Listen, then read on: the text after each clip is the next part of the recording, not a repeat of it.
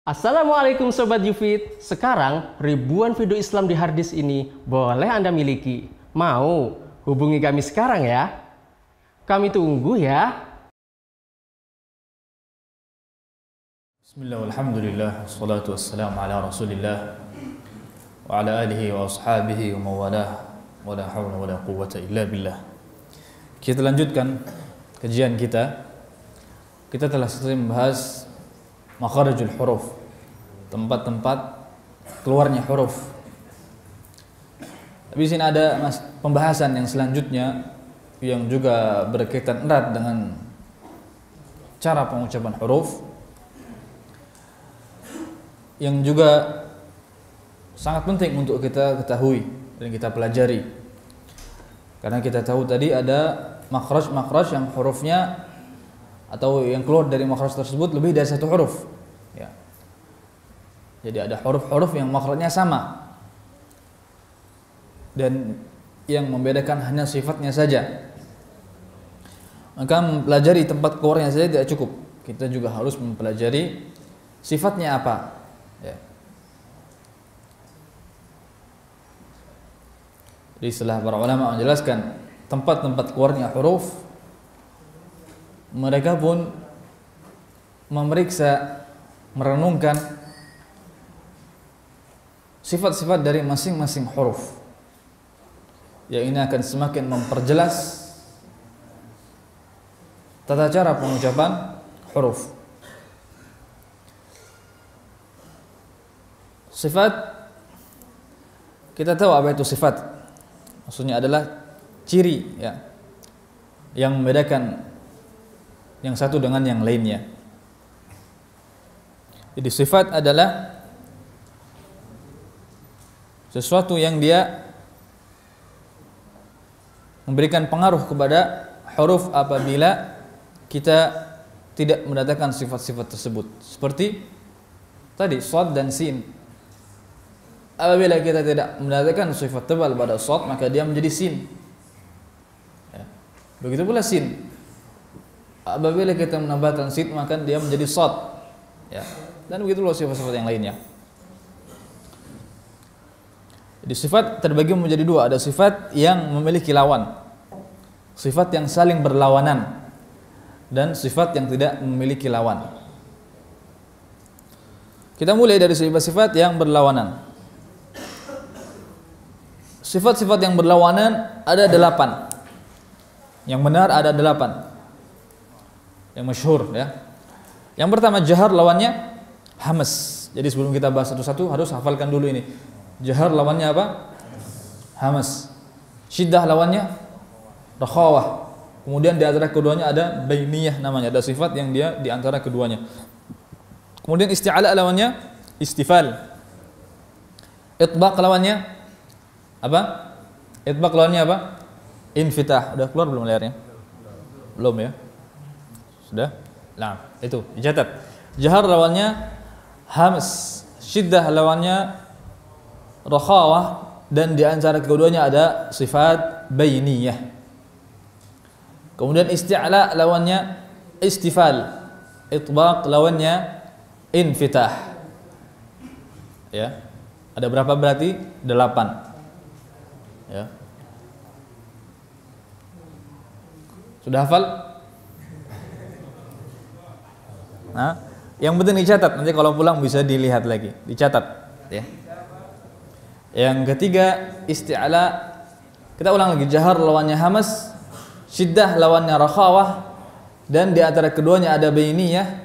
Isti'la lawannya istifal, itbaq lawannya infitah. Ada berapa? 8. Benar 8? Ada 9, ya, yang benar 9. Karena ada satu sifat yang dia adalah sifat tengah. Maksudnya di antara syiddah dan rakhawah disebut dengan bainiyah. Jadi yang benar ada 8 sifat yang berlawanan. Ya. Nah, al-jahr lawannya hams, asyiddah lawannya ar-rakhawah, dan di antara keduanya ada sifat bainiyah. Al-isti'la lawannya al-istifal, al-itbaq lawannya infitah. Nah, sekarang kita bahas satu persatu.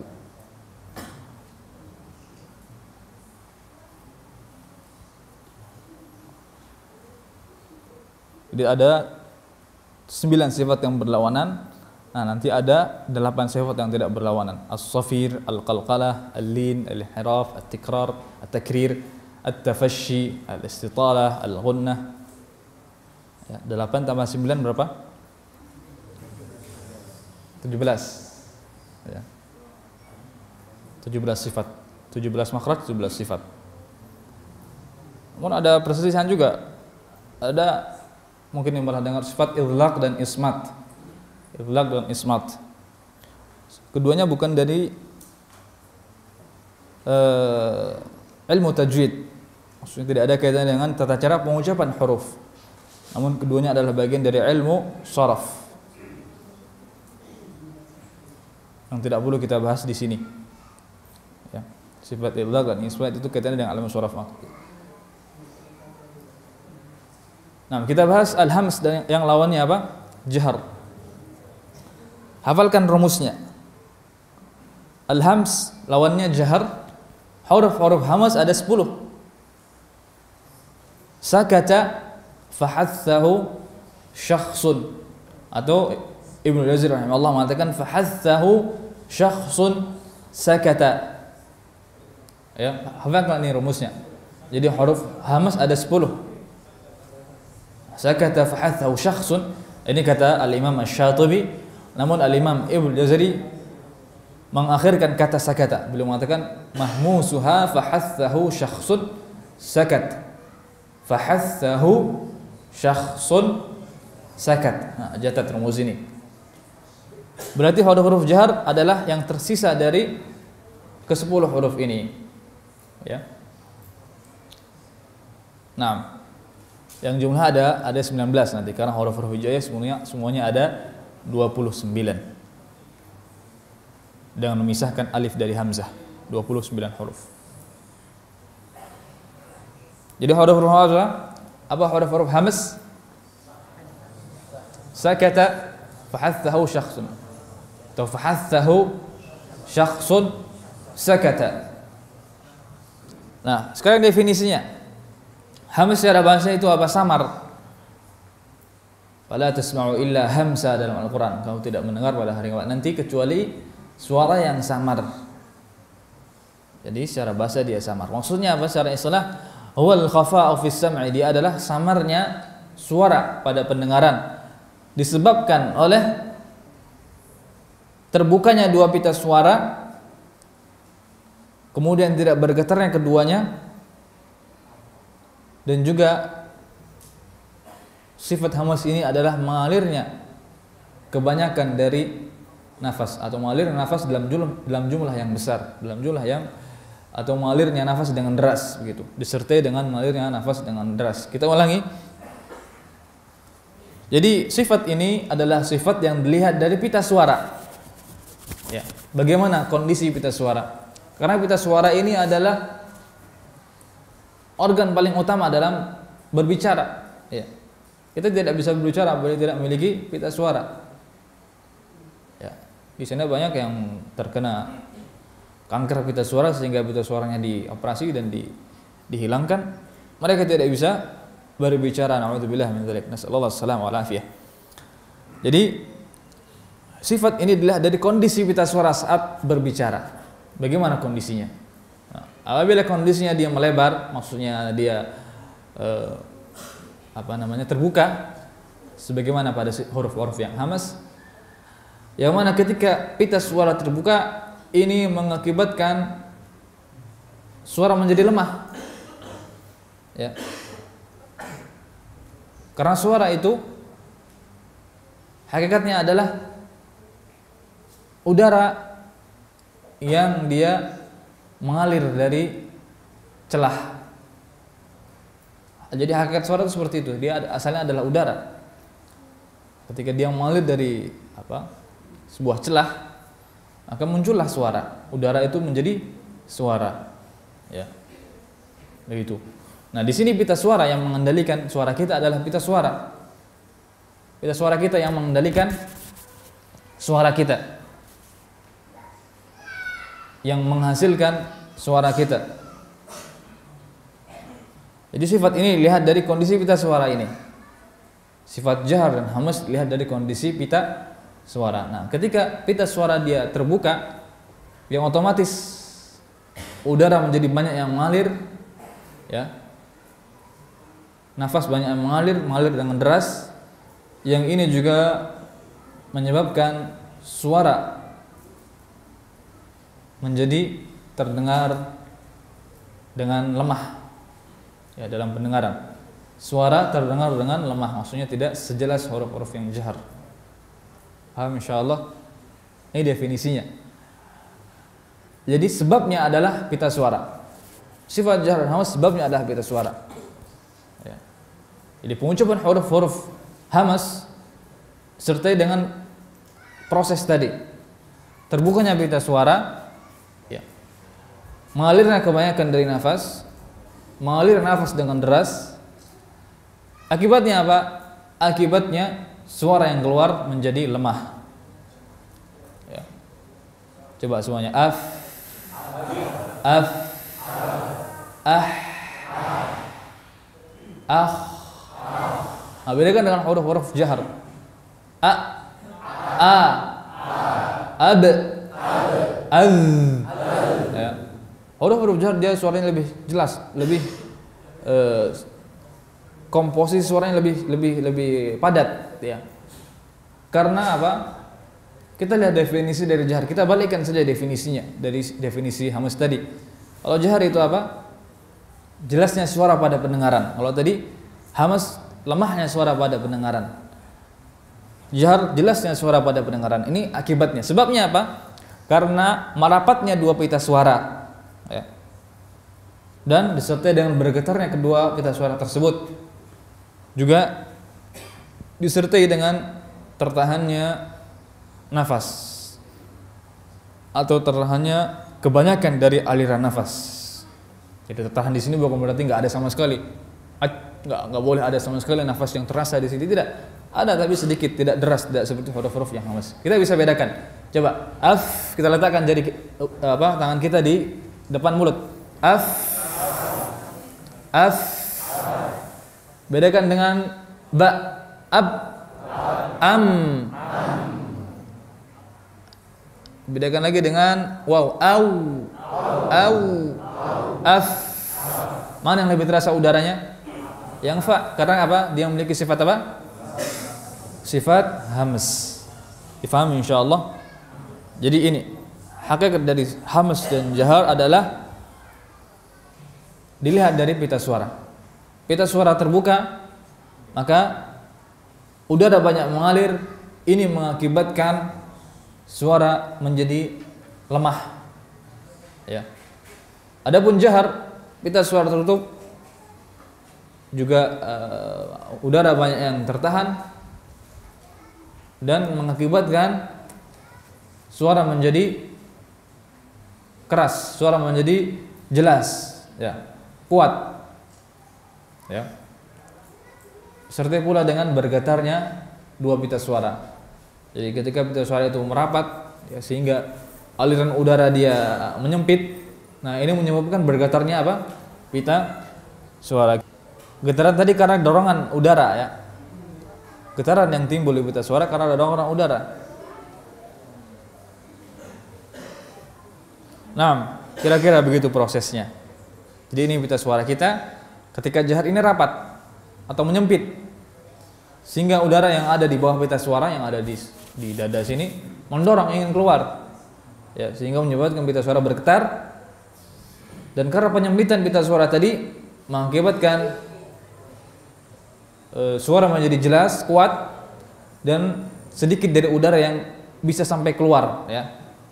Kita bisa bandingkan antara huruf-huruf yang hamas dan huruf-huruf yang jahar. Coba sekali lagi. Af, as. Ini huruf apa? Jahar, hamas, ya. Adapun huruf yang jahar, coba. Al, ya. Al. Kemudian ad, ab, au, ya. Beda kan rasanya? Ya, begitu. Faham ya insyaallah? Di pembahasan sifatul huruf ini sebenarnya lebih panjang daripada pembahasan makharijul huruf. Tapi semoga saja bisa kita selesaikan. Sifat yang selanjutnya, syiddah, lawannya rakhawah. Di antara keduanya ada bainiyah. Syiddah secara bahasa dia apa? Kuat. Rakhawah dia mengalir, secara bahasa mengalir. Bainiyah maksudnya di antara keduanya. Huruf-huruf syiddah ada 8. Ajidu, qatin, bakat. Ajid, qatin, bakat. Dihafalkan rumusnya. Huruf-huruf syiddah ada 8. Hamas tadi ada berapa hamas? Apa rumusnya? Ya, sakata fahassahu syakhsun. Atau boleh dibalik, fahassahu syakhsun sakata. Kalau jahar syiddah apa rumusnya? Ajid, qatin, bakat. Ajid, qatin, bakat. Ada 8. A, jim, dal, qaf, ta, ba, kaf, ta. 8. Nah, huruf-huruf bainiyah ada 5. Lin, umar. Huruf-huruf rakhawah yang tersisa daripada ajid, qatin, bakat, dan lin, umar. Berarti berapa yang tersisa? 29 dikurang 8 dikurang 5. Berapa sisanya? Sisanya berapa? Hah? 6. Jadi huruf hijaiyah, huruf jumlahnya ada 29. Dan yang tersisa daripada ajid, qatin, bakat, dan lin, umar dia masuk kepada sifat rakhawah. Nah, sifat ini dilihat dari dua sisi makhrajnya atau pertemuan dua sisi saat pengucapan huruf-hurufnya. Apabila hamas dan jahar tadi adalah sifat yang dilihat dari pita suara, rapat atau tidaknya pita suara. Nah, sifat syiddah dan rakhawah dan bainiyah, sifat yang dilihat dari pertemuan, kondisi pertemuan antara dua sisi makhraj. Faham apa itu dua sisi makhraj? Ya, mim misalkan am, dua sisi makhrajnya adalah bibir atas dan bibir bawah. Fa, af, dua sisinya adalah bibir bawah dan gigi atas. Begitu. Jadi sifat ini dilihat dari kondisi pertemuan itu, rapat atau tidak. Rapat atau ada celah. Nah, ketika rapat maka sifatnya syiddah. Contohnya ab,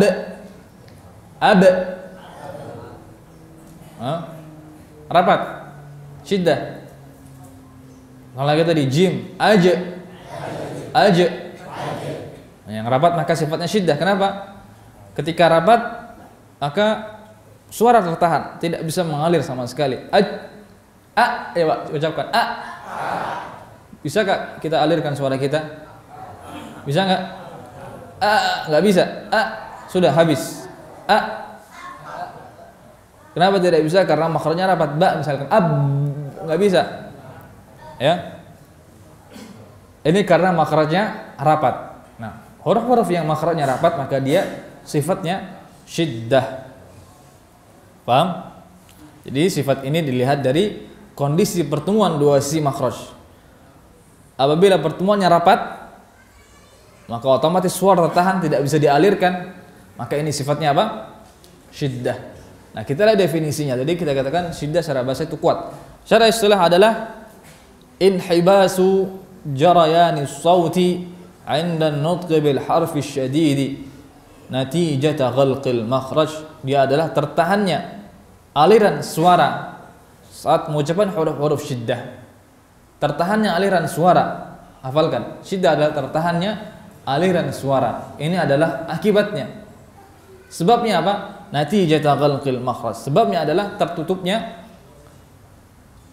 makhraj, tempat keluar huruf-huruf itu. Ya, tertutupnya apa? Makhraj maksudnya dua sisi yang melahirkan sebuah huruf. Karena tadi kita katakan saat pembahasan makharijul huruf bahwa makhraj itu terdiri dari dua sisi. Yang namanya makhraj, tempat keluar, itu terdiri pada umumnya terdiri dari dua sisi, dari dua organ, bibir atas dan bibir bawah. Bibir bawah dan gigi seri atas, af. Ya. Nah, maka sifat ini dilihat dari kondisi pertemuan itu. Apabila pertemuan antara dua organ itu rapat, maka ini akan menyebabkan suara tertahan dan sifatnya menjadi syiddah. Paham ya? Jadi definisi dari syiddah adalah tertahannya aliran suara disebabkan oleh rapatnya pertemuan antara dua sisi makhraj. Begitu definisinya. Ya. Paham tidak? Ba, misalkan rapat nggak ba? Ab, rapat nggak? Bisa kita adakan nggak suara kita? Ab, bisa nggak? Nggak bisa. Sekarang fa, rapat nggak? Af, rapat nggak? Ada celah untuk suara keluar, suara mengalir. Af, bisa kita adakan af. Maka huruf fa sifatnya apa? Huruf fa sifatnya apa? Syiddah atau apa? Hah? Rakhawah, hamas tadi sudah. Hamas dari pita suara. Sekarang sifat yang dilihat dari pertemuan makhraj. Nah, fa makhrajnya tidak rapat, ada celah.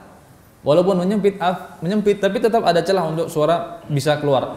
Af, sehingga sifatnya apa? Sifatnya apa huruf fa? Syiddah atau rakhawah? Rakhawah. Karena apa? Karena makhrajnya dia renggang. Begitu ya?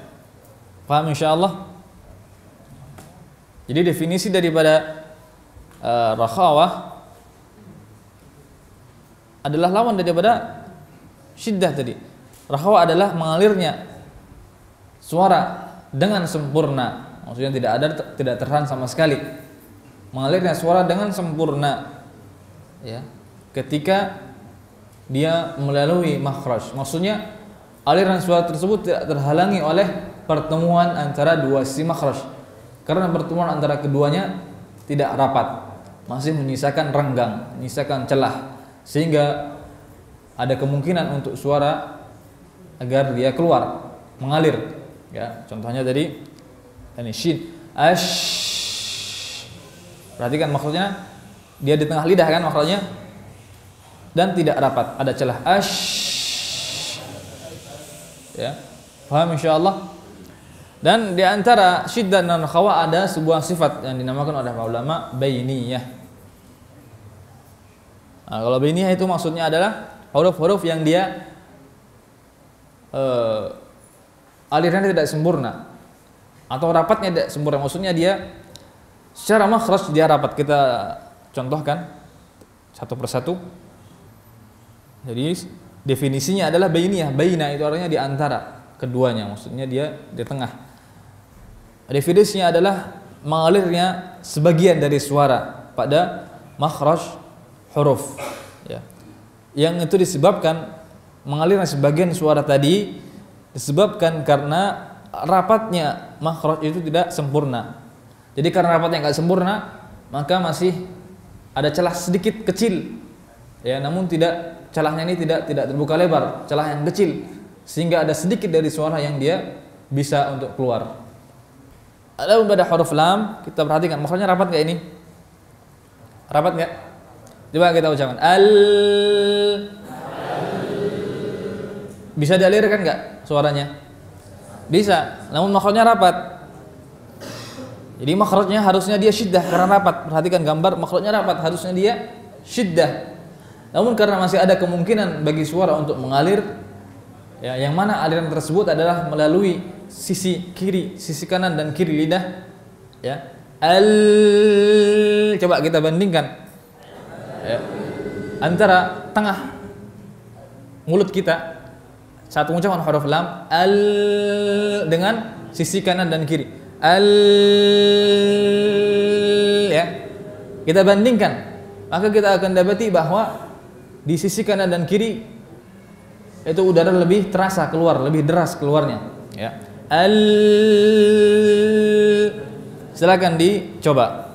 Ya, jadi ini berkaitan dengan sifat inhiraf yang akan kita bahas pada sifat-sifat yang tidak berlawanan. Ya, paham insyaallah?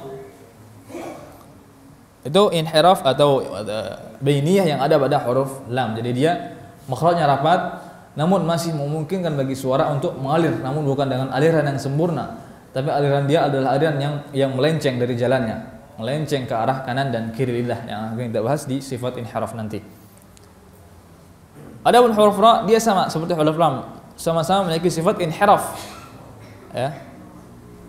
Namun sifat inhiraf yang ada pada huruf ra berbeda dengan huruf lam. Jadi kalau kita lihat di makhrajnya dia rapat, perhatikan makhrajnya rapat.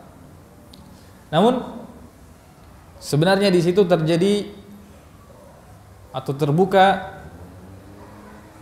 celah sedikit kecil, ya. Yang mana celah ini terbuka karena sifat takrir. Karena ra dia memiliki sifat takrir, ya, bergetar. Nah, ketika lidah itu bergetar di makhrajnya, ya, ini mengakibatkan terbukanya celah sedikit.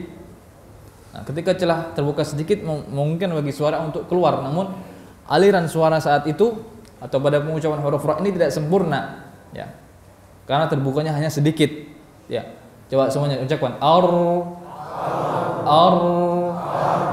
Bisa nggak kita panjangkan, kita alirkan suaranya ar? Bisa nggak? Bisa, namun nanti bukan ra lagi yang kita ucapkan ar, sudah bukan ra lagi, tapi hanya udara saja ar, bukan suara ra lagi. Ya. Kalau ra bagaimana ra yang kita panjangkan ar? Salah, itu bukan ra namanya. Jadi bainiyah adalah dia di antara syiddah dan rakhawah. Tidak sempurna tertahannya, tidak juga sempurna mengalirnya. Jadi secara makhraj dia rapat, namun pada huruf ra ini terjadi aliran suara yang sedikit dari celah yang terjadi karena sebab takrir, sifat getaran. Difahami insyaallah? Difahami? Insyaallah. Yang jelas huruf ra dia tidak tertahan, tidak juga mengalir. Dia di antara keduanya. Maksudnya tidak tertahan dengan sempurna, tidak juga mengalir dengan sempurna. Karena makhrajnya dia rapat, namun tersisa sedikit celah untuk mengalirnya suara. Adum ini pada huruf nun dan mim tadi sudah kita jelaskan pada pembahasan makharijul huruf bahwa huruf nun dan mim ini punya bagian khusyum, ya. Ya kan? Secara makhraj dia, makhraj yang ada di mulut dia rapat. Perhatikan ini huruf nun rapat makhrajnya. Coba semuanya an. Rapat enggak antara lidah dengan langit-langit? Rapat. Namun dia memiliki bagian yang kedua, bagian khusyum. Yang mana bagian khusyum ini, gunnah yang ada di khusyum ini mengalir. An, ya. Bisa kita panjangkan gunnahnya. Namun makhraj yang ada di mulut dia rapat, ya. Yang mengalir hanya gunnahnya saja. Paham tidak? Bisa dipahami? Perhatikan makhrajnya rapat. Sehingga rapatnya makhraj ini mengakibatkan tertahannya suara, sehingga dia bersifat dengan sifat syiddah. Namun di sisi lain huruf ra dia, huruf nun dia memiliki gunnah, yang mana gunnah itu dia mengalir lewat hidung. Jadi di mulut suara tertahan, tapi di hidung suara mengalir dengan gunnah, suara yang ada pada gunnah. An, begitu pula mim. Mim rapat enggak makhrajnya? Am, rapat enggak? Am. Rapat. Tapi gunnahnya mengalir. Am. Ya, paham insyaallah? Itu bainiyah pada nun dan mim. Adapun bainiyah pada huruf ain tadi sudah kita lihat videonya. Jadi dia sebenarnya rapat. Dia sebenarnya merapat ke dinding tenggorokan, lisanul mizmar, lidah dalam saat pengucapan huruf ain dia merapat ke dinding tenggorokan. Namun rapatnya lidah dalam tadi yang kecil ini, daging kecil ini, perhatikan di gambar. Ya, rapatnya lidah ini, lidah dalam ini tidak sempurna. Maksudnya dia rapat, namun dia kembali lagi nanti. Ya, jadi dia rapatnya tidak sempurna. Ya. Oleh karena itu angin yang mengalir juga nanti tidak sempurna. Coba kita ucapkan sama-sama. Tertahan tidak suaranya? Coba bandingkan dengan hamzah. Beda enggak? Beda. Hamzah langsung habis. Habis. Adapun ain bisa kita adikkan, namun aliran tersebut tidak sempurna. Tidak bisa kita panjangkan sepanjang huruf sin as, tidak. Tapi habis. Kalau kita panjangkan lagi susah, tidak bisa. Nggak bisa. Yes. Begitu ya. Jadi disebabkan karena lisanul isbar ini dia kembali setelah merapat ke dinding tenggorokan, dia kembali ke posisinya semula. Perhatikan gambar ini. Merapat dan kembali lagi. Coba semuanya. Nah. Begitu sifat bainiyah pada huruf ain. Sifat selanjutnya isti'la dan lawannya istifal. Nah, kalau tadi syiddah dan rakhawah dan bainiyah adalah sifat yang dilihat dari apa? Makhrajnya, rapat atau tidak makhrajnya. Dua sisi makhrajnya rapat atau tidak. Nah, sifat isti'la dan istifal sifat yang dilihat dari kondisi suara saat keluar. Ya, dilihat dari kondisi suara saat keluar. Apakah meninggi ke langit-langit atau langsung keluar? Perhatikan dulu. Sebelum lihat ke layar, perhatikan dulu sejarah atau latar belakang sifat ini. Ya, jadi sifat ini dilihat dari arah suara ketika kita mengucapkan huruf. Ya, apakah dia naik dulu ke langit atau langsung keluar? Ya, yang mana naiknya suara ke langit-langit itu disebabkan oleh meningginya pangkal lidah. Ya. Jadi meningginya suara ke langit-langit sebelum dia keluar itu disebabkan oleh meningginya pangkal lidah. Paham ya? Nah, jadi ketika pangkal lidah dia turun, otomatis suara pun dia tidak meninggi, dia langsung keluar. Ya. Paham insyaallah? Di sifat is'ala dan istifal, sifat yang dilihat dari arah suara saat keluar. Apakah dia meninggi atau dia langsung keluar? Ketika meninggi, yang ini disebabkan oleh meningginya pangkal lidah, ini akan menyebabkan suara menjadi besar, menjadi tebal, ya. Dan sebaliknya, ketika suara dia tidak meninggi, dia langsung keluar, ini menyebabkan suara menjadi tipis, ya, menjadi datar, ya, begitu. Jadi definisinya isti'la itu apa? Tasa'udus shaut. Ya, meningginya suara. Huruf sifat isti'la definisinya adalah tasa'udus shaut 'inda nutqi bi al-huruf al-musta'liyah. Meningginya suara ketika pengucapan huruf-huruf isti'la. Yang mana meningginya suara ini disebabkan oleh apa? Meningginya pangkal lidah. Adapun istifal, ya, isti'la itu secara bahasa tinggi, ulu, tinggi. Istifal secara bahasa dia rendah, asfal, ya. Naam. Jadi istifal definisinya adalah lawan dari isti'la tadi. Merendahnya suara, ya, saat pengucapan huruf. Ya, atau tidak meningginya ke suara ke langit-langit gitu. Ini perbandingan antara huruf-huruf isti'la dan istifal. Perhatikan huruf qaf. Sifatnya apa? Isti'la. Apa aja huruf-huruf isti'la? Ada 7. Huruf isti'la ada 7. Khussa dagtin qidh. Perhatikan ini. Ditulis khussa dagtin qidh. Ada berapa? 7. Kha, sad, da, gha, dad, ghain, ta, qaf, dha. 7. Khussa dagtin qidh, ya. Ketujuh huruf ini sifatnya apa? Isti'la. Adapun huruf-huruf istifal maka yang tersisa dari 7 ini. Paham ya? Definisinya tadi meningginya suara ke langit-langit. Istifal adalah meningginya suara ke langit-langit yang disebabkan oleh meningginya pangkal lidah ke langit-langit. Perhatikan huruf qaf. Huruf qaf huruf yang tebal. Khussa dagtin qidh, qi, huruf tebal, isti'la. Perhatikan pangkal lidah meninggi. Ya. Pangkal lidah meninggi. Perhatikan di sini, meninggi pangkal lidah. Ya, maka ini menyebabkan suara juga meninggi ke langit-langit. Ketika suara meninggi ke langit-langit, dia akan menjadikan suara tebal, besar. Coba semuanya qaf, qa, ya. Bedakan dengan kaf. Kaf makranya sama, hampir sama, berdekatan dengan huruf qaf. Namun perhatikan pangkal lidahnya di sini. Di sini ini tidak meninggi seperti qaf. Perhatikan. Ya, sehingga suara dia langsung keluar. Ka, coba. Ka. Suara dia turun langsung keluar. Ka. Qaf suara dia meninggi dulu ke langit-langit sebelum keluar. Ini huruf yang tebal. Yaitu meningginya suara ke langit-langit yang diakibatkan atau yang disebabkan oleh meningginya pangkal suara. Ya. Jadi ketika pangkal lidah ketika pangkal lidah meninggi, maka suara juga akan meninggi ke langit-langit. Ini menyebabkan apa?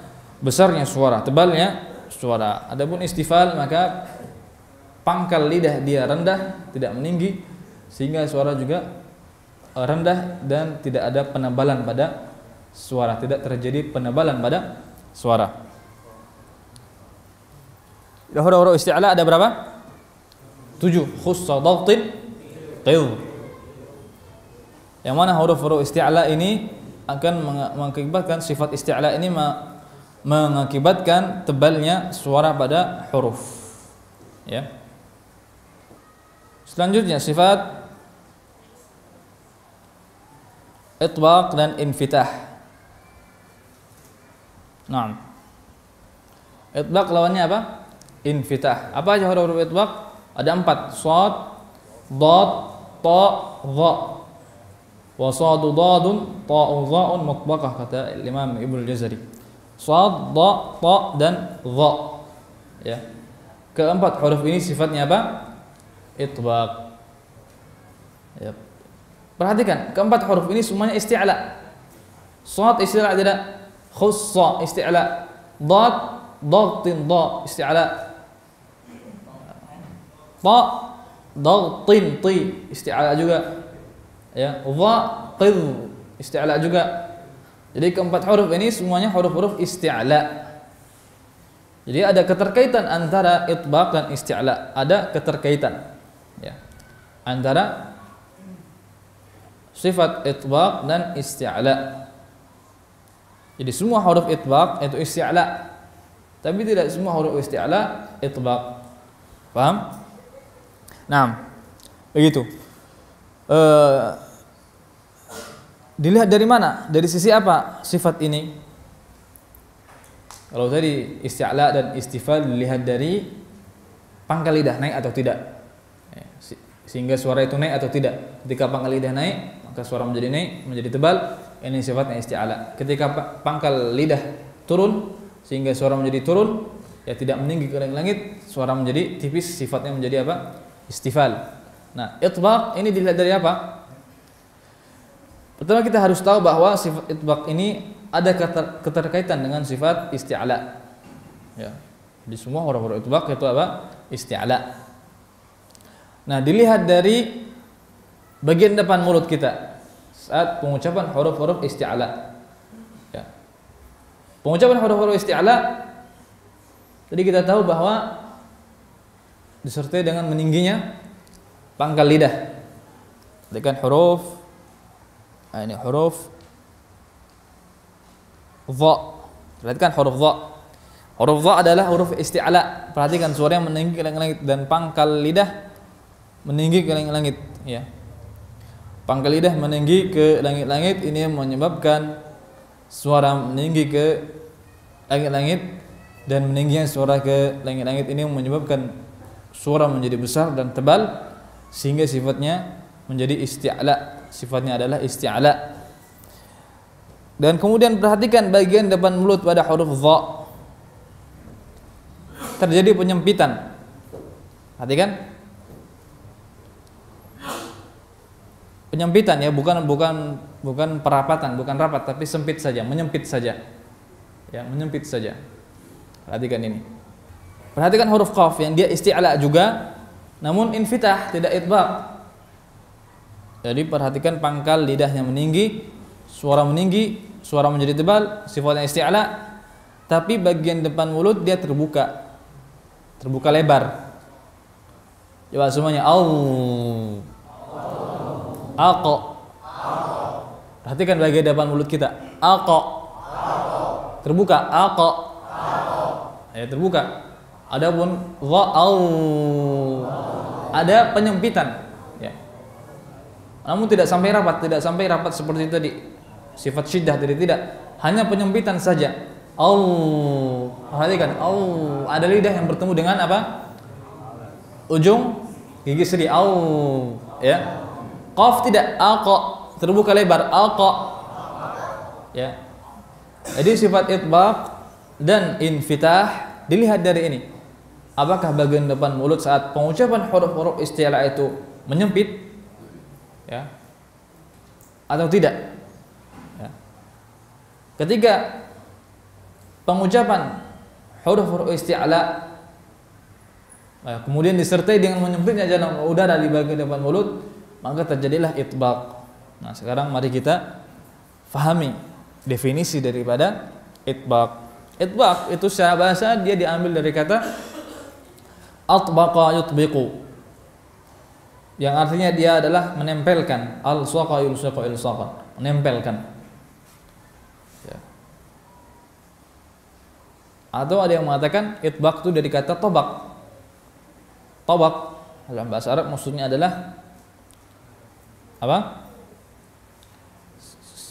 Tempat untuk makan, yang mungkin kita sebut dengan mangkok, atau kalau yang besar kita sebut dengan baskom, ya. Artinya sebuah tempat yang tengahnya melengkung dengan atau mencekung dengan cekungan yang sempurna, cekungan yang tajam, ya. Jadi itbaq diambil dari kata itu, dari kata tabaq. Ini sebagian ahli tajwid berkata seperti itu. Jadi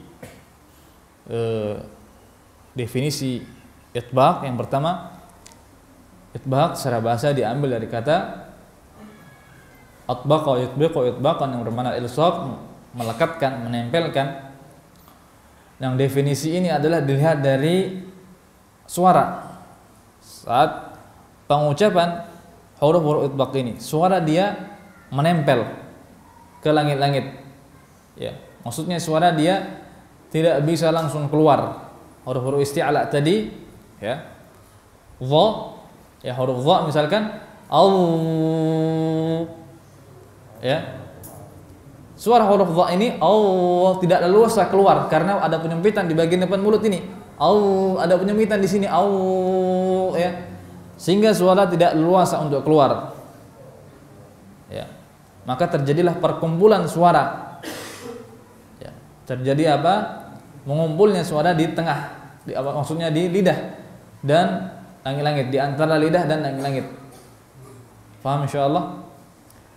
Yang dari situ mereka menyebut bahwa suara itu menempel, maksudnya dia tidak bisa keluar dengan leluasa, tapi dia melekat di dalam mulut, menempel di dalam mulut, di antara lidah dan langit-langit. Atau dari kata itbaq yang bermakna tadi sebuah tempat atau sebuah benda yang kita gunakan untuk makan dan sebagainya, yang bentuknya apa? Ada cekung di bagian tengahnya, ya, begitu. Yang ini diambil dari kondisi lidah pada saat pengucapan huruf itbaq ini. Lihat bagian tengah lidah, ya, ada cekungan. Cekungan ini disebabkan karena pangkal lidah yang meninggi. Perhatikan pangkal lidah yang meninggi, kemudian ujung lidah yang juga meninggi. Nah, pada huruf dha ini ujung lidah bertemu dengan ujung langit-langit, sehingga terjadi cekungan di bagian tengah lidah, ya, begitu. Jadi hakikat daripada sifat itbaq ini adalah ini inhisarus saut bainal lisani wal halaqil a'la, berkumpulnya suara antara lidah dan langit-langit. Ini definisi singkat secara istilah untuk sifat itbaq ini, berkumpulnya suara di antara lidah dan langit-langit, ya. Faham? Yang disebabkan oleh menyempitnya aliran suara, ya, di bagian depan mulut. Difahami insyaallah? Jadi kita ulangi bahwa sifat itbaq ini adalah sifat yang ada keterkaitan dengan sifat isti'la. Semua huruf itbaq dia isti'la, ya. Nah, proses terjadinya sifat ini adalah ketika suara keluar ya dengan kondisi lidah yang meninggi ke langit-langit, sehingga suara pun meninggi ke langit-langit, yang di situ terjadi isti'ala, tebal, suara menjadi tebal, dan juga sekaligus pada waktu yang sama terjadi penyempitan jalur udara di bagian depan mulut, ya di sini, sehingga suara menjadi berkumpul di tengah di antara lidah dan langit ini. Paham? Bahasanya dha, au. Ya. Bedakan dengan qaf, aqa, qa, au, dha. Mana yang lebih tebal? Mana yang lebih terdengar tebal dan besar? Dha atau qa? Qaf? Dha atau qaf? Dha. Coba dengar baik-baik. Au, dha. Nah, sekarang qaf, qa, aqa. Mana yang terdengar lebih jelas, lebih besar, lebih tebal? Tentu huruf dha. Ya. Karena setelah udara meninggi ke langit, yang ini adalah sifat isti'ala, dia tidak langsung keluar, tapi dia berkumpul dulu di antara lidah dan langit-langit, yang mana berkumpulnya suara di antara lidah dan langit-langit ini disebabkan oleh apa? Penyempitan yang terjadi di bagian depan mulut, sehingga sifat itbaq dia menambah ketebalan pada huruf-huruf isti'ala. Ya, huruf-huruf isti'ala yang itbaq, huruf-huruf isti'ala yang bersifat itbaq juga dia lebih tebal daripada huruf-huruf isti'ala yang infitah, qaf, kha, ghain. Ya, coba semuanya au, ato, to. Ini huruf itbaq. Kha, huruf isti'ala yang infitah. Ya. Jadi huruf-huruf itbaq dia lebih tebal. To. Ya. Oh, ini suara oh, ini adalah perkumpulan suara yang terjadi. Oh, to. Adapun huruf kha tidak ada. Kha langsung keluar. Kha suara meninggi ke langit-langit dan langsung keluar. Adapun huruf ta suara meninggi ke langit-langit tidak langsung keluar, tapi dia berkumpul dulu di antara lidah dan langit-langit. Faham insyaallah? Ya. Mana makhraj huruf ta? Huruf ta di mana makhrajnya? Ujung lidah dan pangkal gigi seri atas. Kita lihat makhraj huruf ta agar lebih jelas lagi. Nah, ini huruf ta. Perhatikan. Ada cekungan di tengah, ya kan? Perhatikan cekungan ini. Perhatikan. Perhatikan pula pangkal lidah yang meninggi. Perhatikan pula bagian depan mulut yang menyempit. Ini ujung lidah dan ujung langit-langit. Atau pangkal gisri ini ya, pangkal gisri. Perhatikan ini. Di sini terjadi penyempitan. Ya. Paham? Jadi pangkal suara yang meninggi ini mengakibatkan sifat isti'ala, karena suara dia akan meninggi ke langit-langit, suara menjadi besar, menjadi tebal, yang ini adalah sifat isti'ala. Kemudian bagian depan mulut yang menyempit ini akan mengakibatkan sifat itbaq. Ya, karena suara yang meninggi tadi tidak bisa langsung keluar, maka dia berkumpul dulu di antara lidah dan langit-langit. Yang ini akan menambah ketebalan daripada huruf tersebut. To lebih tebal daripada kha.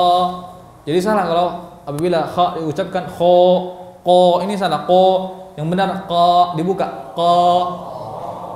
Ya. Insyaallah. Jadi sifat itbaq ini adalah sifat yang detail, ya, sifat yang lebih detail daripada sifat-sifat yang sebelumnya.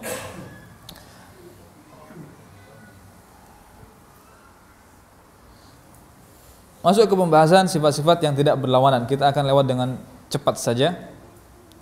Sifat-sifat yang tidak berlawanan yang pertama ada sifat shafir. Shafir hurufnya shad, zai dan sin tadi sudah kita bahas pada makharijul huruf. Shafir itu diambil dari kata shafir yang bermakna kicauan burung. Ya. Jadi saat burung berkicau itu kita sebut dengan shafir, dalam bahasa Arab disebut dengan shafir.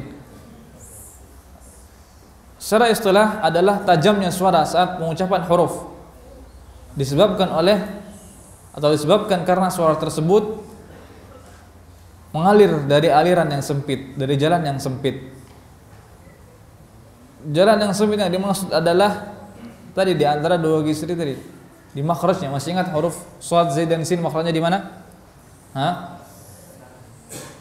Penyempitan yang terjadi pada makhraj huruf shad, zai dan sin itu terjadi di antara dua gigi seri. Coba semuanya, as. Perhatikan desis ini, as.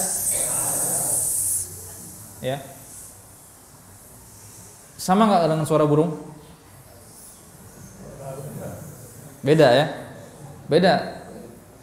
Tapi ada kesamaan. Kesamaannya apa? Suara yang tajam. Ya, kalau kita sholat sir, sholat zuhur, sholat asar, kita hanya dengar suara-suara shafir itu, suara-suara huruf shad, zai dan sin, suara-suara yang tajam. Jadi apa? Kesamaan antara suara shad, zai dan sin dengan suara burung itu apa? Kesamaan pada tajamnya suara. Bukan berarti sama persis, tapi tajamnya suara. Ya, dari sisi tajamnya suara. Faham insyaallah sifat shafir? Jadi sifat shafir adalah ketajaman yang ada pada suara disebabkan karena suara tersebut mengalir dari aliran yang sempit. Aliran sempit yang dimaksud adalah di antara dua gisri. Jadi apabila kita buka dua gisri kita, nggak keluar sifat shafir tadi. Ya. Kita rapatkan, maka akan keluar sifat shafir. As. Ini shafir. Ini dia shafir. Ya, desis ya. Nah, sifat qalqalah diambil dari kata taqalqalatil qidru, maksudnya apa? Ihtazzat wa tarabat. Al-qidr itu tungku. Perhatikan gambar di sini ada tungku perapian di sini. Ya, jadi apabila kita memasak sesuatu kemudian masakan itu matang, dia akan bergetar. Dalam bahasa Jawa apa disebut umub, ya, atau mendidih, ya. Nah, isinya itu akan menggetar. Begitu pula tungku ini juga akan ikut bergetar, ya. Ketika panasnya sudah sangat panas sekali. Nah, orang Arab mengambil atau menyebut aktivitas tadi, peristiwa tadi, mereka mengatakan taqalqalatil qidru. Tungku itu telah bergetar-getar dan bergoyang-goyang. Maka qalqalah diambil dari apa tadi? Gerakan atau getaran yang terjadi pada tungku saat masakan yang atau sesuatu yang dalam sudah matang. Adapun secara istilah dia adalah mengeluarkan huruf-huruf qalqalah pada kondisi sukun. Ya, pada kondisi sukun saja. Huruf qalqalah, sifat qalqalah hanya ada pada kondisi sukun saja. Jadi secara istilah ada mengeluarkan huruf-huruf qalqalah pada kondisi sukun dengan menjauhkan dua sisi makhraj. Nah, ini perhatikan. Makhraj kita tahu bahwa dia terdiri dari dua sisi. Bibir atas dan bibir bawah. Ya kan? Bibir atas dan bibir bawah. Bibir bawah dan gigi seri atas. Nah, pengucapan huruf-huruf yang berharakat itu dengan cara menyentuhkan kemudian menjauhkan keduanya, kedua sisi tadi. Ya, perhatikan. Kita pertemukan dengan lembut, yaitu kita sentuhkan saja, baru kemudian kita suarakan dengan disertai dengan menjauhkan keduanya. Ya. Ini cara pengucapan huruf yang berharakat. Ada pun huruf yang sukun dengan menabrakkan. Nah, qalqalah dia tidak seperti huruf-huruf sukun yang lainnya. Pengucapan huruf-huruf qalqalah seperti pengucapan huruf-huruf yang berharakat. Pengucapan seperti pengucapan huruf ba. Ya. Yaitu apa? Sama-sama dengan menjauhkan dua sisi makhraj. Perhatikan.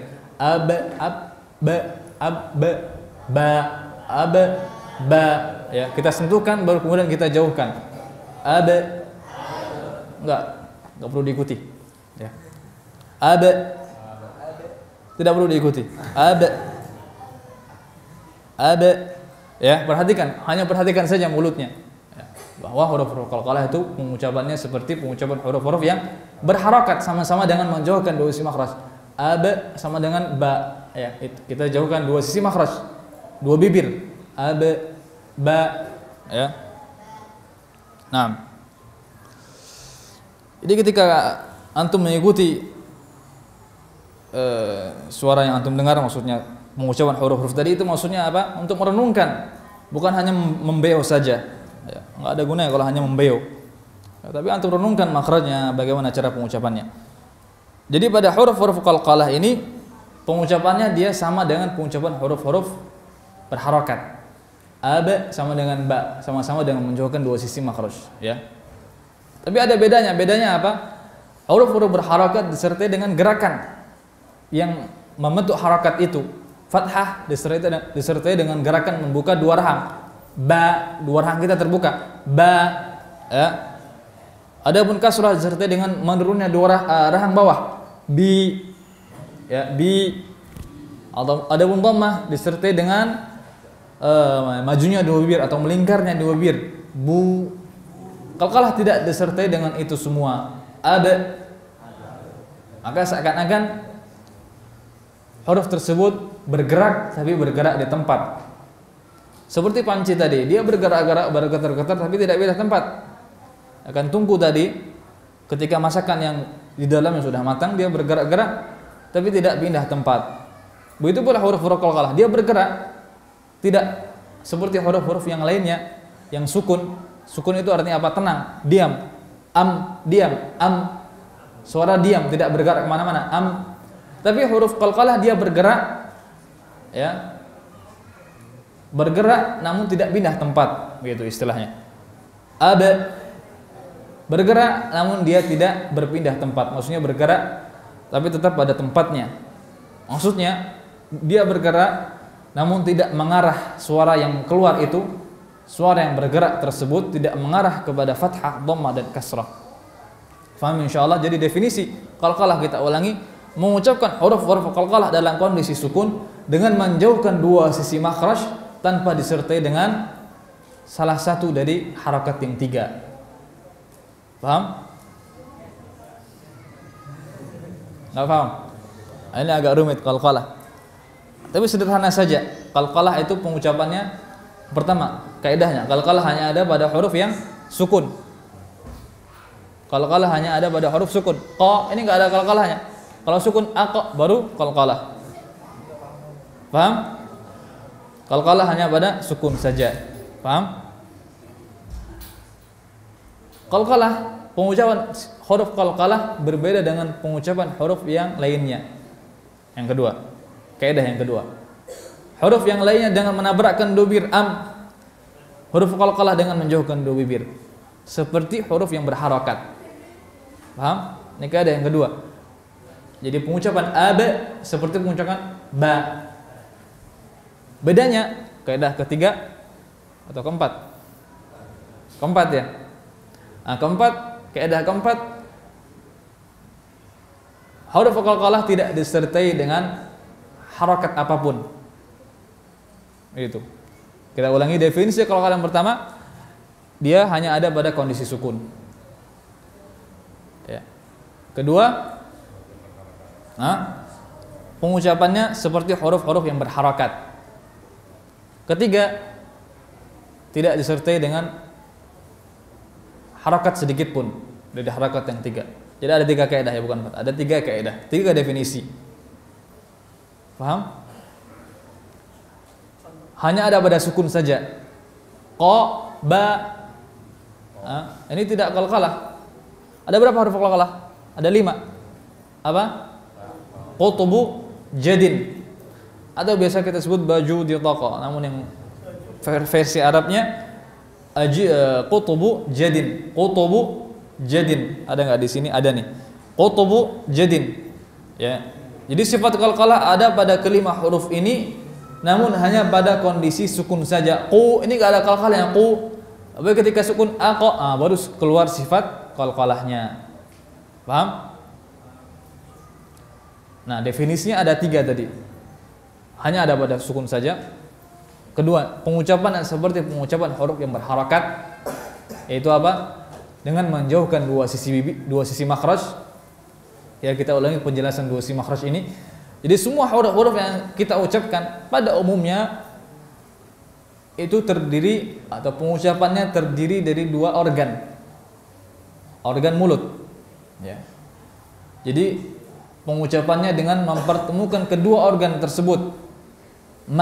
Huruf mim, pengucapannya adalah dengan mempertemukan kedua bibir. Ya. Nah, mempertemukannya bagaimana? Maka berbeda antara huruf yang berharakat dan huruf yang sukun. Huruf yang berharakat mempertemukan dua sisi tersebut dengan menjauhkannya. Jadi kita pertemukan dengan pelan, kita pertemukan, kemudian kita jauhkan disertai dengan suara ma. Adapun huruf yang sukun, pengucapannya adalah dengan menabrakkan dua sisi. Am mempertemukan dengan keras. Huruf-huruf qalqalah berbeda dengan huruf-huruf yang lainnya cara pengucapannya. Oleh huruf-huruf yang lainnya itu dengan menabrakkan dua sisi ya kan? Huruf qalqalah tidak. Ba. Ini dengan apa? Dengan menjauhkan dua sisi. Ba. Ya tidak, bedakan. Dengan beda enggak? Yang dengan menabrakkan dua sisi, yang dengan menjauhkan dua sisi. Beda atau sama? Beda. Jadi pengucapan huruf-huruf qalqalah itu tidak seperti pengucapan huruf-huruf yang lainnya. Huruf-huruf qalqalah diucapkan menyerupai pengucapan huruf-huruf yang berharakat, sama-sama dengan menjauhkan dua sisi makhraj. Perhatikan.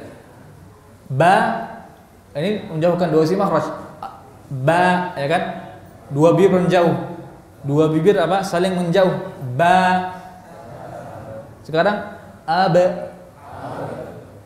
Dua bibir menjauh atau bertemu dengan keras. Ba. Bertemu dengan keras atau menjauh? Saling menjauh. Ya. Jadi pengucapan huruf-huruf qalqalah menyerupai pengucapan huruf-huruf yang berharakat. Pengucapan huruf-huruf qalqalah ketika sukun menyerupai pengucapan huruf-huruf yang berharakat. Paham? Yaitu sama-sama dengan menjauhkan dua sisi makhraj. Namun bedanya apa? Nah, sekarang definisi yang ketiga, tanpa disertai sedikit pun dari harakat yang 3. Jadi tanpa disertai dengan gerakan membuka rahang. Aba, salah. Kita misalkan qul huwallahu ahad, salah. Lam yalida wa lam yalida, ini jadi fathah. Tanpa disertai juga dengan gerakan menurunkan rahang. Yalidi, lam yalidi wa lam yalidi, kita turunkan rahang kita, ini salah. Tanpa juga disertai dengan mentambahkan dua bibir. Iqra, ini juga salah. Iqra, ya. Tanpa disertai dengan itu semua. Ya. Jadi hanya menjauhkan dua sisinya saja. Stop sampai di situ tanpa disertai dengan apapun. Maka seakan-akan ini diumpamakan atau diibaratkan dengan panci yang bergerak di atas tungku tapi tidak sampai berpindah tempat. Paham insyaallah? Nah, sifat yang ketiga yang lagi azan. Lin ada pada huruf ya dan waw yang sukun. Ya, waw sukun sebelumnya fathah. Lin itu secara bahasa apa? Lunak, lembut, ya. Jadi maksudnya adalah secara istilah mengucapkan huruf lin yaitu ya dan waw sukun sebelumnya fathah. Ya dan waw sukun sebelumnya fathah. Contohnya wailu yauma. Nah, mengucapkan kedua huruf ini dengan lin, dengan lembut tanpa menekan. Wailu yauma, salah, tapi wailu yauma. Paham? Ini sifat lin, mudah. Ada pada ya dan waw sukun yang sebelum keduanya fathah. Sifat yang keempat sifat inhiraf. Inhiraf secara bahasa dia melenceng, menyimpang. Jadi pada huruf lam udara dia menyimpang dari arah kanan dan kiri lidah.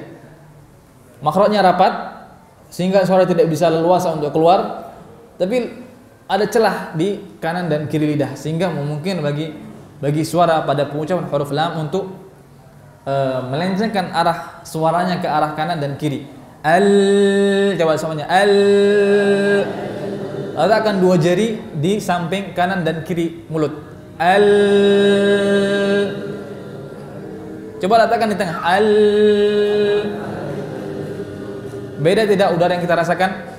Beda. Yang di kanan dan kiri lebih jelas. Nah, itulah inhiraf yang terjadi. Paham? Jadi begini gambarnya. Ini lidah, ini arah suara.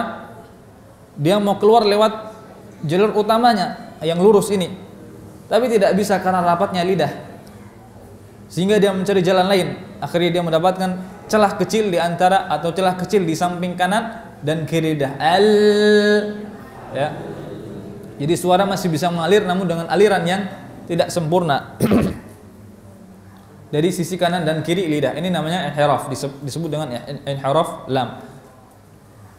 Ada inhirafnya huruf ra, dia huruf sifat inhiraf itu hurufnya dua apa? Lam dan ra. Inhiraf hurufnya dua, lam dan ra. Tadi inhiraf dulu sudah kita jelaskan. Inhirafnya huruf ra sama dia udara dia menyimpang, melenceng dari jalurnya, ya. Tapi melencengnya udara pada pengucapan huruf ra tidak sama dengan huruf lam. Kalau huruf lam tadi huruf lam dari arah atau dari sisi kanan dan kiri. Adapun huruf ra dari tengah. Perhatikan, ini udara ya, yang garis anak panah ini udara. Jadi udara mengalir dari sini tidak bisa keluar karena di sini rapat kan, makhrajnya apa dari punggung lidah tadi kan, ujung lidah dan disertai sedikit dari punggung lidahnya. Rapat. Jadi udaranya mendorong. Ya. Tapi huruf ra ini dia punya sifat takrir. Takrir itu apa? Ini sifat yang kelima. Takrir itu bergetar. Cara bahasa takrir itu pengulangan atau maksudnya bergetar. Secara istilah bergetarnya ujung lidah dengan getaran yang lembut. Ya. Disebabkan karena rapatnya makhraj huruf ra ini. Jadi ketika makhraj itu rapat, makhraj huruf ra itu rapat, udara yang di belakang ini mendorong, lidah ini menjadi bergetar. Ujung lidah ini menjadi bergetar sedikit, getaran yang lembut. Nah, ketika ujung lidah bergetar, terbuka celah sedikit, terbuka celah sedikit, ya tidak? Ya. Ketika ada sebuah benda misalkan, ketika diam, ya, maka tidak mungkin udara untuk lewat di bawah buku ini, ya dia karena rapat. Namun ketika dia bergetar, mungkin ada sedikit dari udara yang masuk melalui celah-celah di bawah buku ini. Begitulah inhiraf yang ada pada huruf lam. Jadi huruf ra, ketika lidah itu bergetar, terbuka celah sedikit, nah keluarlah udara yang kecil, udara yang sedikit. Yang itu adalah sifat inhiraf. Adapun bergetarnya ini sifatnya apa? Takrir. Jadi takrir dan inhiraf itu ada keterkaitan. Dua sifat ini pada huruf ra ada keterkaitan. Takrir hanya satu huruf ra saja. Tafasyi maksudnya adalah al-fasya, ifsya maksudnya adalah menyebarkan. Secara bahasa dia menyebarnya suara pada pengucapan huruf shin, ya. Ash. Jadi suara menyebar di penjuru mulut.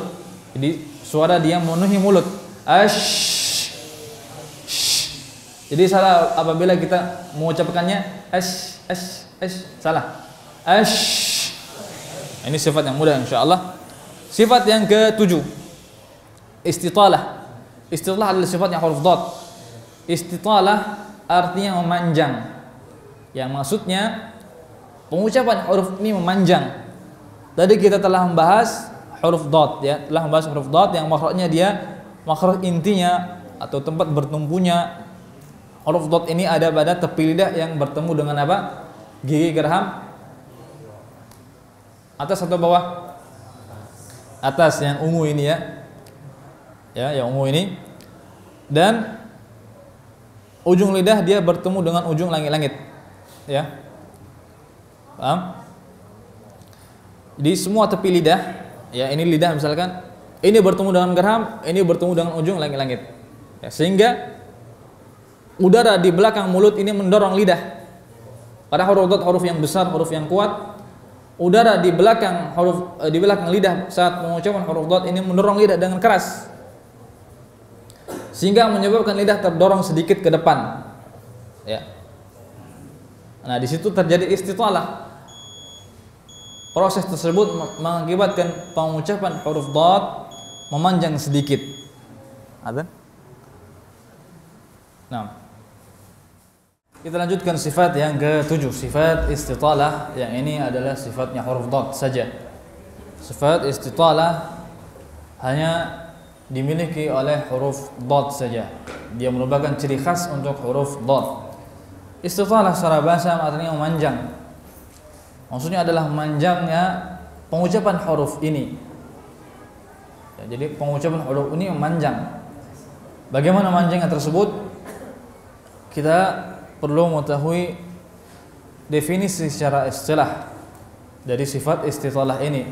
Jadi dia adalah indifa'ul lisan, terdorongnya lidah ke depan. Ya. Jadi perhatikan makhrajnya. Ya.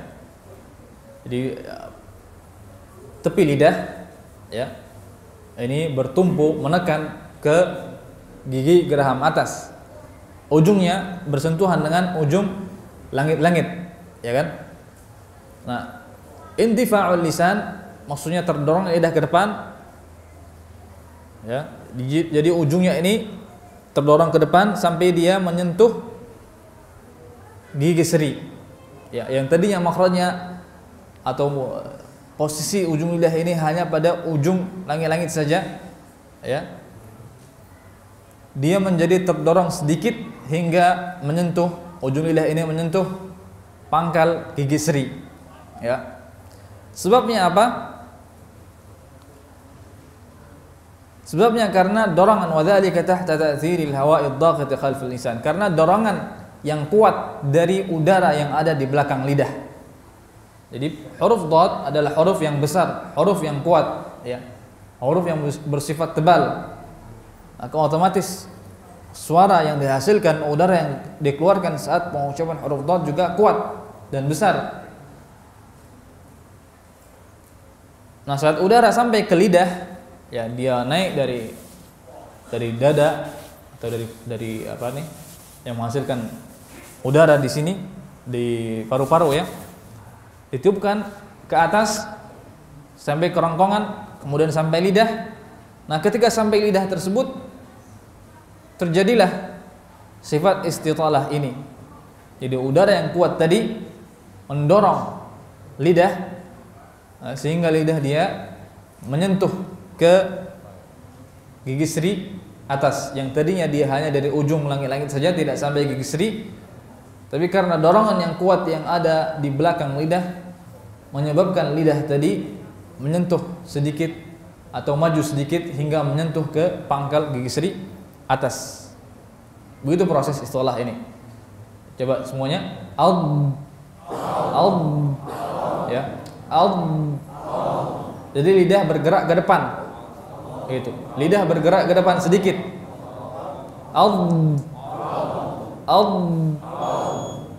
Ya. Yang mana pergerakan lidah ini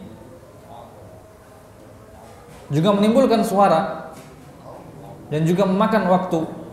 Ya, pergerakan lidah ke depan ini memakan waktu sehingga pengucapan huruf ini memanjang. Maka disebutlah dengan istitalah, huruf yang bersifat dengan istitalah. Mafhum insyaallah? Ya. Kita ulangi bahwa istitalah artinya adalah apa? Memanjang.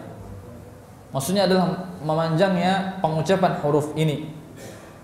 Prosesnya adalah kita lihat definisi secara istilah.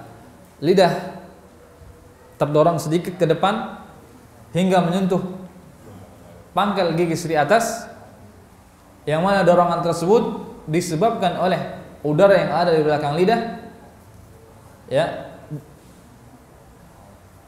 dan terdorongnya lidah ke depan sedikit ini menimbulkan suara dan memakan waktu, memakan durasi dari waktu. Ya. Nah, ini istitalah pada huruf dhad prosesnya begini. Perhatikan lidah yang terdorong sedikit ke depan. Ya, perhatikan. Anak panah ini adalah suara, ya, aliran suara. Ya. Kita ulang lagi. Nah. Jadi aliran suara tadi mendorong lidah sedikit ke depan. Perhatikan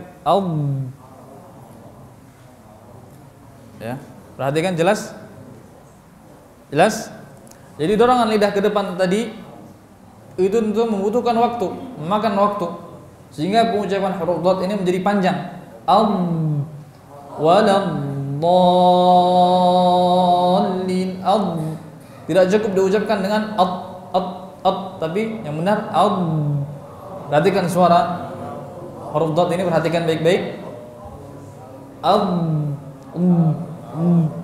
Ini suara ini adalah proses terdorongnya lidah sedikit ke depan. Ya. Insyaallah difahami? Nah. Jadi singkatnya istilah itu adalah terdorongnya lidah sedikit ke depan. Itu singkatnya. Definisi dari istilah adalah terdorongnya lidah ke depan hingga menyentuh gigi seri atas. Itu definisi singkatnya. Kalau kita ingin merinci apa sebabnya, karena udara yang kuat yang mendorong dari belakang lidah, dan dorongan yang terjadi ini, dorongan lidah sedikit ke depan ini, atau gerakan lidah sedikit ke depan ini memakan waktu, membutuhkan waktu, sehingga memanjangkan pengucapan, durasi pengucapan huruf dad, dan juga menimbulkan suara perhatikan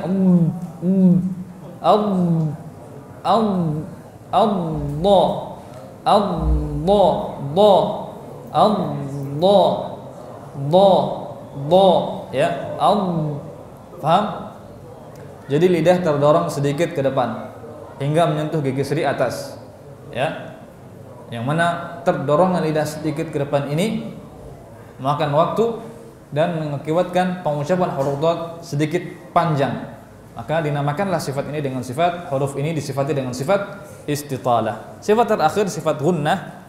Kita sudah bahas tadi, gunnah adalah bagian daripada huruf nun dan mim. Juga bisa dikatakan bahwa gunnah adalah sifat dari huruf nun dan mim. Jadi gunnah bisa disebut dengan huruf, bisa disebut dengan sifat. Ketika disebut dengan huruf, bukan maksudnya huruf yang berdiri sendiri, tidak, tapi huruf yang merupakan bagian dari huruf nun dan mim, ya. Nah, gunnah adalah huruf, tapi dia adalah bagian dari huruf nun dan mim. Dia tidak bisa berdiri sendiri. Ini ketika kita berbicara hakikat daripada nun dan mim, atau syakhsiyah atau kepribadian huruf nun dan mim, maka kita katakan bahwa huruf nun itu ada dua, terbagi menjadi dua makhrajnya, pengucapannya ada dua bagian, di mulut dan di hidung. Nah, saat ini kita sedang berbicara zat daripada huruf, ya. Nah, ketika kita berbicara panjang dan pendeknya gunnah itu dua harakat.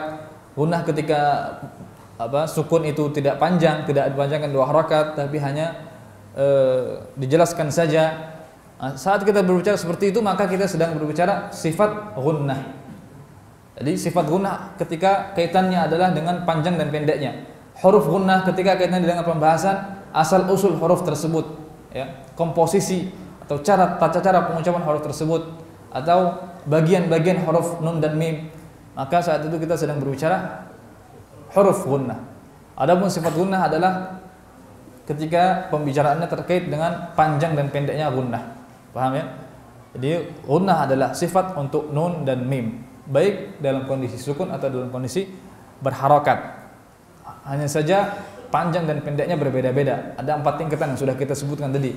Pertama berharokat, ini yang paling tidak jelas, yang paling sedikit kadar gunnahnya. Kemudian sukun, kemudian bertasydid, kemudian diikhfakan. Ya, kemudian ketika nun dan mim itu diikhfakan. Ini 4 tingkatan gunnah. Dari yang paling sedikit kadarnya sampai yang paling banyak. Kita ulangi, ketika kondisi nun dan mim berharakat, ketika kondisi nun dan mim sukun, ketika kondisi nun dan mim bertasydid, ketika kondisi nun dan mim diikhfakan. Ya. Paham insyaallah? Ini adalah 4 tingkatan gunnah atau 4 tingkatan kadar gunnah pada huruf nun dan mim. Beda-beda. Hah? Tapi beda-beda panjangnya berapa ketukan? Iya. Yang dua, yang pertama ketika berharokat dan sukun ini tidak dipanjangkan. Siratal ladzina an'amta, ada na, ada an. Nah, yang an ini lebih jelas daripada yang na. Siratal ladzina an'amta alaihim, ada mim juga ya. Adapun yang dua yang selanjutnya bertasydid dan diikhfakan, ini gunanya dua harakat. Inna yaumahum barizun min ju'. Gunnahnya dua harakat. Namun ketika ikhfa dia lebih jelas gunnahnya karena murni gunnah. Tidak ada bagian mulutnya lagi, Bu. Ketika ikhfa hilang bagian mulut pada huruf nun, ya. Maksudnya lidah sudah tidak berposisi di makhrajnya lagi. Tapi ketika ikhfa itu hanya ada gunnah saja. Yang bunyi ini gunnah saja. Nun yang ada di mulut hilang. Ya. Ini dipelajari nanti di hukum nun mati dan tanwin. Nah, adapun ketika bertasydid nunnya masih ada.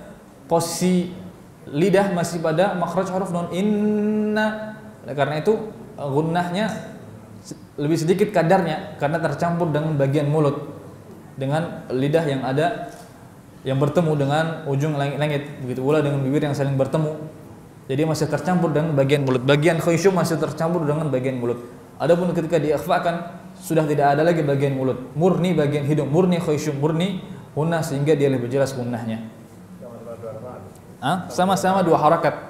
Namun kadarnya jelasnya itu yang berbeda. Nah, kita telah selesai membahas sifatul huruf yang jumlahnya ada berapa? Yang berlawanan ada 9, yang tak berlawanan ada 8. Maka 17 makhraj dan 17 sifat. Tentu dengan tidak menghitung sifat idlaq dan ismat karena keduanya bukan merupakan bagian dari ilmu tajwid, namun kaitannya dengan ilmu sharaf. Nah, di sini ada ya, tabel sifat-sifat huruf ya. Jadi huruf hamzah apa saja sifatnya, huruf ba apa saja sifatnya. Maka kita dapati huruf ra yang memiliki sifat terbanyak. Huruf ra dia jahar, dia bainiyah, dia istifal, dia infitah, dia inhiraf, dan dia takrir ya, memiliki 6 sifat. Dan yang sifatnya paling sedikit di antaranya hamzah, kemudian ta dan seterusnya, memiliki minimal 4 sifat, maksimal 6 sifat ya. Jadi huruf-huruf hijaiyah memiliki minimal 4, maksimal 6. Tentu dengan tidak menghitung idlaq dan ismat ya. Nah, sampai di sini insyaallah semoga bermanfaat dan menjadikan kita semangat untuk memperbaiki bacaan kita sehingga pahala bacaan kita akan semakin sempurna di sisi Allah Subhanahu wa taala. Amin. Sallallahu wasallam wa baraka ala nabiyyina Muhammadin wa ala alihi wa ashabihi ajma'in. Wa akhiru da'wana alhamdulillahi rabbil alamin. Wassalamu alaikum warahmatullahi wabarakatuh.